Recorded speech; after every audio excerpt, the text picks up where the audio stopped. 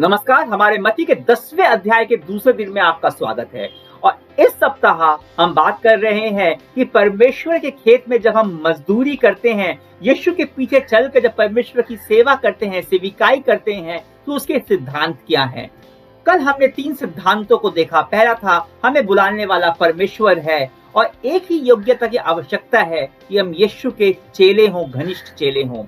दूसरा, सेविकाई का अधिकार देने वाला भी परमेश्वर है। और तीसरा सिद्धांत कि हमारी सेविकाई का स्थान, उसका केंद्र हर कोई नहीं है, पूरा संसार नहीं है, पर परमेश्वर ने हमें कुछ व्यक्ति विशेष के लिए, कुछ विशेष समुदाय के लिए चुना है और हमें भेजा है। और आज हम सेविकाई के 4 और सिद्धांतों को देखने वाले हैं। इसके लिए हम पद 7 से 10 तक पढ़ेंगे। आइए मैं आपको पढ़कर सुनाता हूं। और चलते चलते प्रचार करके कहो कि स्वर्ग का राज्य निकट आ गया है। बीमारों को चंगा करो, मरे हुओं को जिलाओ, कोढ़ियों को शुद्ध करो, दुष्ट आत्माओं को निकालो। तुमने सेंत मेंत पाया है, सेंत मेंत दो। अपने बटुए में न सोना और न रूपा और न तांबा रखना। मार्ग के लिए न झोली रखो, न कुर्ता, न जूते और न लाठी, क्योंकि मजदूर को उसका भोजन मिलना चाहिए। चौथा सिद्धांत यह हमें पद 7 और 8 में देखने को मिलता है कि हमें क्या करना है और क्या कहना है। पहले क्या कहना है, फिर क्या करना है। यीशु ने कहा कि चलते चलते प्रचार करो कि स्वर्ग का राज्य निकट आ गया है। जो कहना है परमेश्वर के बारे में, उसके प्रेम के बारे में, उद्धार के बारे में, क्षमा के बारे में कहना है। अनंत काल के जीवन, परमेश्वर की प्रतिज्ञा जो यीशु मसीह में है, उसके बारे में कहना है। यानी प्रचार करना है सुसमाचार का, यह कहना है। और करना क्या है? बीमारों को चंगा करो, मरे हुओं को जिलाओ, कोढ़ियों को शुद्ध करो, दुष्ट आत्माओं को निकालो। मतलब लोगों के आज के दुख दर्द में, कष्ट में प्रेम और सेवा करो। उनके साथ और सभी के जीवन को बेहतर बनाने के लिए कुछ करो। और ये दोनों ही महत्वपूर्ण हैं, दोनों अनिवार्य हैं। ये दोनों ही आपकी सेविकाई के स्तंभ हैं। बहुत विश्वासी ऐसे हैं जो अनंत काल को लेकर तो बहुत चिंतित हैं और उनकी सेविकाई का केंद्र केवल और केवल सुसमाचार प्रचार करना ही है। और वो लोगों के आज की परेशानियों के लिए कुछ नहीं करते हैं। ठीक उसके विपरीत बहुत सारे लोग ऐसे हैं जिन्होंने सेवा के क्षेत्र में, सोशल वर्क के क्षेत्र में अभूतपूर्व काम किया है, पर सुसमाचार सुनाने की आज्ञा को लगभग अनदेखा कर देते हैं। और ये दोनों ही सही नहीं है, क्योंकि यीशु ने अपने चेलों को आज्ञा दी सुसमाचार का प्रचार करने की भी और लोगों के कष्ट का निवारण करने की भी। अब कुछ ऐसे हैं कष्ट जिनका निवारण हम अपने ज्ञान और कौशल से कर सकते हैं। जैसे हम लोगों को पढ़ा सकते हैं, उन्हें ज्ञान दे सकते हैं। हम लोगों की बीमारियों को चंगा कर सकते हैं चिकित्सा विज्ञान के द्वारा। हम रोगियों को, अनाथ को, वृद्ध लोगों का ध्यान रख सकते हैं, उनकी देखभाल कर सकते हैं, उन्हें शारीरिक और मानसिक रूप से सहारा दे सकते हैं। परंतु ये कार्य तो दूसरे लोग भी करते हैं। परंतु बहुत कुछ कार्य ऐसे हैं जो केवल हम लोग परमेश्वर की सामर्थ्य से कर सकते हैं। और परमेश्वर हमारी सेवा के बीच अपने सामर्थ्य के अद्भुत कार्य करता है और उससे परमेश्वर की महिमा होती है। पर क्या वो परमेश्वर को जान पाते हैं? परमेश्वर की सामर्थ्य को वो देख पाते हैं, पर क्या वो परमेश्वर को जान पाते हैं? इसलिए लोगों को बताना भी जरूरी है कि हम ये जो कर रहे हैं, ये क्यों कर रहे हैं। उन्हें परमेश्वर के बारे में, यीशु मसीह के बारे में बताना बहुत ही जरूरी है। आखिर वही तो हमारी सेविकाई का उद्देश्य है कि लोग जीवते परमेश्वर को जाने। पर हम परमेश्वर के प्रेम के बारे में सिर्फ बोले पर उन्हें ये प्रेम न दिखाएं तो उसका क्या फायदा। इसलिए सुसमाचार के प्रचार और सेवा दोनों में संतुलन रखना जरूरी है। हमें लोगों की सेवा करनी है, दैहिक भी और आत्मिक भी। तभी हम पूरे व्यक्ति की सेवा करते हैं। बिना कहे हम कुछ नहीं कर सकते और बिना किए हम कुछ कह नहीं सकते। मैंने ये देखा है कि अधिकांश विश्वासी लोग की आवश्यकताओं के लिए, प्रार्थना करने के लिए, उनकी भौतिक या मानसिक रूप से मदद करने के लिए विश्वासी लोग हमेशा तत्पर रहते हैं, पर सुसमाचार सुनाने से वो हिचकिचाते हैं। अब सोचिए, यीशु को भी स्वर्ग के राज्य का संदेश साफ तौर पर सुनाना पड़ा था। उन्हें बताना पड़ा था कि मैं तुम्हारी सेवा क्यों कर रहा हूँ। तो जब यीशु को बताना पड़ा तो हमें क्यों नहीं बोलना पड़ेगा? अगर आप सोचते हैं कि आपके अध्यात्म और आपके चेहरे पर चमक देख के, उसका नूर देखकर लोग परमेश्वर के बारे में समझ जाएंगे, सुसमाचार समझ जाएंगे और यीशु को अपना उद्धारकर्ता और प्रभु मान लेंगे, अनंत जीवन पालेंगे, तो यह आपकी भूल है, यह संभव नहीं है। वही आप सिर्फ स्वर्ग के राज्य की बात करेंगे पर परमेश्वर की सामर्थ्य को उनके जीवन में अपनी सेवा के द्वारा प्रकट नहीं करेंगे तो आपकी बातें खोखली लगेंगी। तो चौथा सिद्धांत यह है, सुसमाचार भी सुनाओ और साथ में उनकी आवश्यकताओं में उनकी सेवा भी करो। पांचवा सिद्धांत परमेश्वर के खेत में काम करने का है, आपका संदेश। आपका संदेश क्या है? यीशु ने कहा कि प्रचार करो, स्वर्ग का राज्य निकट है। ध्यान दीजिए, यही संदेश बपतिस्मा देने वाले यूहन्ना ने भी सुनाया था मत्ती 3 में, और यही संदेश यीशु का भी था।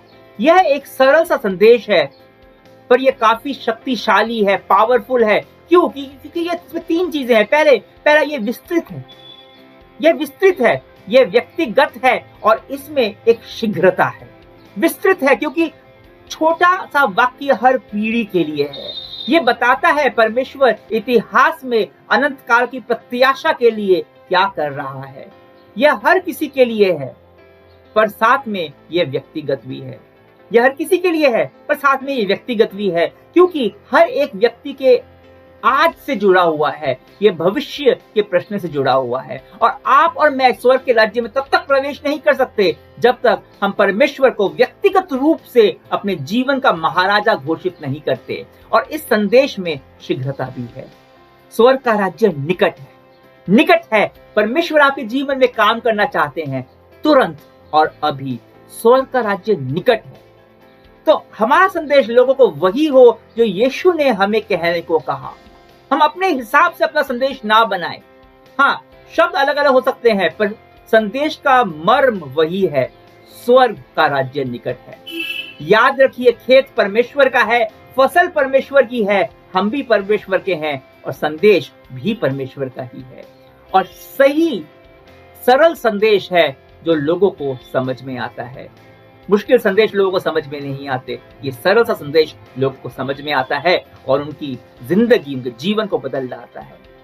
तो पांचवा सिद्धांत है कि संदेश वही हो जो यीशु ने देने को बोला है।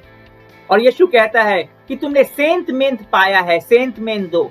सेंट मेंट का मतलब बिना कुछ मूल्य चुकाए, फ्री में। और यह है सेविकाई का छठा किंतु बहुत ही महत्वपूर्ण सिद्धांत। सेविकाई स्वर्ग के राज्य के बढ़ोतरी के लिए है। उसका एकमात्र उद्देश्य और प्रेरणा परमेश्वर की भटकी हुई भेड़ों को उसके चरवाहे के पास वापस लेकर जाना है। तो अगर यह काम किसी और उद्देश्य या लालच से किया जाए तो वह सेविकाई नहीं, व्यापार है। काफी लोग सुसमाचार को बेचते हैं और यह शब्द बेचना मैं एक बहुत ही विचार के साथ इस्तेमाल कर रहा हूं। वो लोग सुसमाचार को बेचते हैं अपने फायदे के लिए। मैं इन लोगों को ईसाई धंधे करने वाला बोलता हूँ।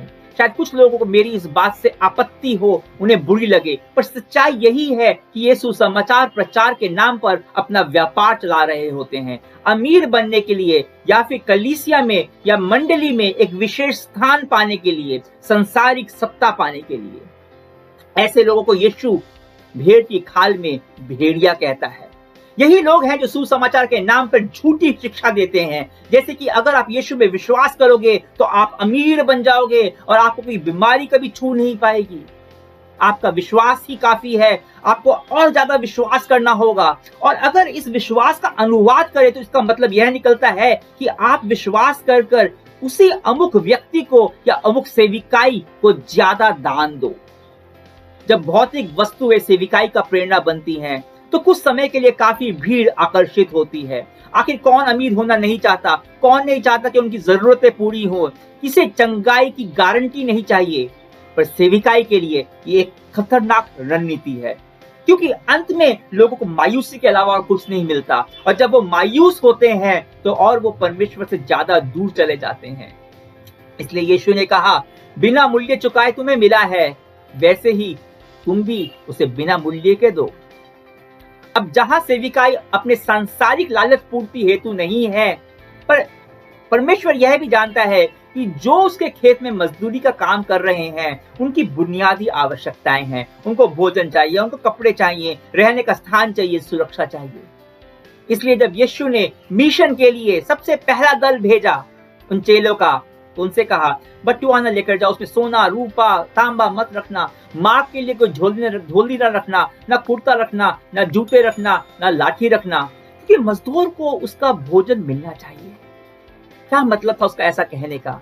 यही कि जो सेविकाई कर रहे हैं, जहां सेविकाई कर रहे हैं, स्वर्ग के राज्य की मजदूरी कर रहे हैं, वो अपनी बुनियादी आवश्यकताओं के लिए परमेश्वर पर निर्भर रहे हैं। परमेश्वर ही उनकी बुनियादी आवश्यकताओं को उनकी सेविकाई के द्वारा पूरा करेगा। सेविकाई की आर्थिक जरूरतें सेविकाई से ही पूरी होती हैं।